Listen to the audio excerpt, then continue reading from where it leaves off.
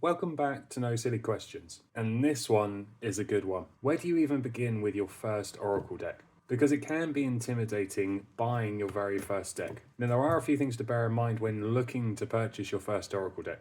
Consider the intuition and personal connection with that deck. The most important thing you can do is feel drawn to a deck. So have a little look at the artwork and see if it resonates with you, emotionally or spiritually. That's a good sign that this deck is for you.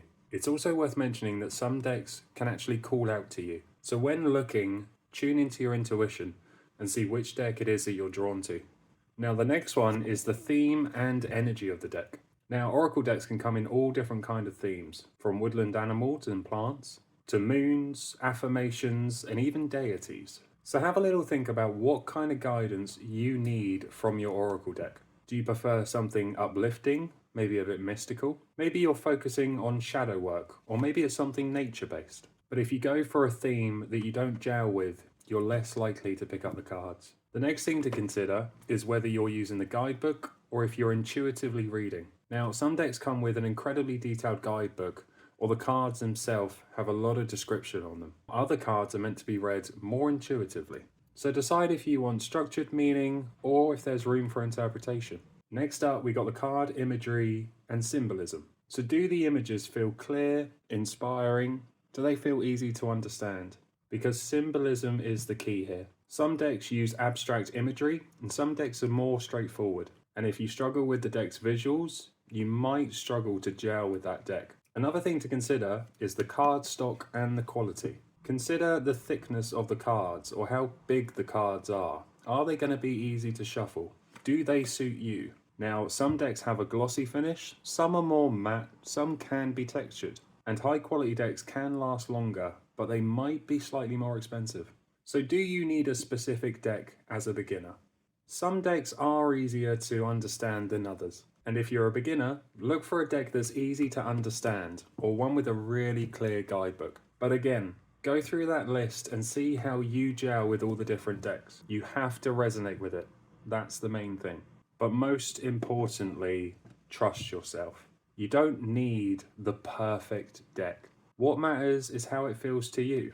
And if you're drawn between two, you can always have a look online and flip through the cards. Check out YouTube videos and tutorials. Or, if you can, try to hold them in your hands. Listen to that intuition. It'll tell you what you need to know. So what are some of my favorite decks and what are the pros and cons of those? We're going to start off with the Woodland Wardens by Jessica Roux. Now, the theme of this deck is nature, plants, and animals. It's got these awesome vintage style botanical imagery with a very muted tone. Now, I absolutely love this deck, and some of the pros is that it has highly detailed symbolism and imagery. It's also great for nature lovers and those of us that are interested in herbal lore, and it can offer insightful messages without being too complex. Now, one of the cons with this deck is that some of the card meanings might not be immediately intuitive without the guidebook. It's also not as modern or bright as some of the other decks, which may not appeal to everybody. One of my other favourite decks is the Dream Ritual Oracle cards by Theresa Cheung. Now this one I keep in this pouch here, and the theme of this deck is dreams, subconscious messages, and self-discovery. And the art style is very vibrant, keeping it fairly simplistic with just one-word meanings. Now, one of the pros of this deck that it encourages self-reflection through dream work, and it includes things like rituals to help a deeper understanding of the cards. It can also be great for some nighttime reading or a bit of journaling.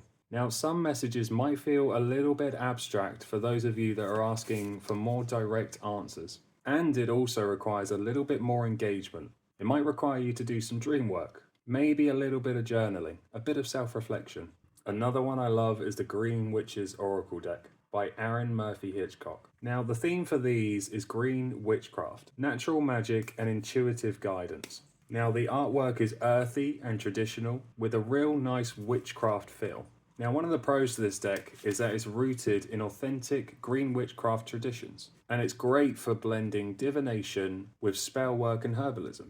Now, some of the cons to this is if you're not familiar with anything green witchcraft, you might struggle to gel with this deck. and some meanings may require a deeper study to fully understand them. And I know you guys already know that I love Rebecca Campbell's deck, but the Starseed Oracle is probably one of my favourites. Now the theme of this deck is cosmic wisdom, soul purpose, and spiritual understanding.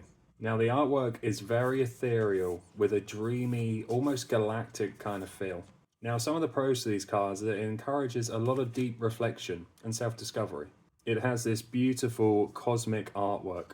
But some of the cons is that some messages might feel a little bit abstract if you're expecting something a little bit more direct and to the point. Also, some people might not fully resonate with the Starseed concept, and that's all things to be mindful for when you're looking at purchasing an Oracle deck. But thank you for letting me show you some of my favourite Oracle decks as well as the pros and cons of each one. Go back and rewatch this video. Check to see whether the ones that you've got your eye on tick all of those boxes. Are they going to be right for you? And if you're happy, commit and pick one up. You won't regret it. Thank you so much for joining me here today. I really hope this was helpful and gave you a little bit of guidance when purchasing your first Oracle deck. Let me know what you think down in the comments. As always, I hope you have a beautiful day, and I'll see you in the next one.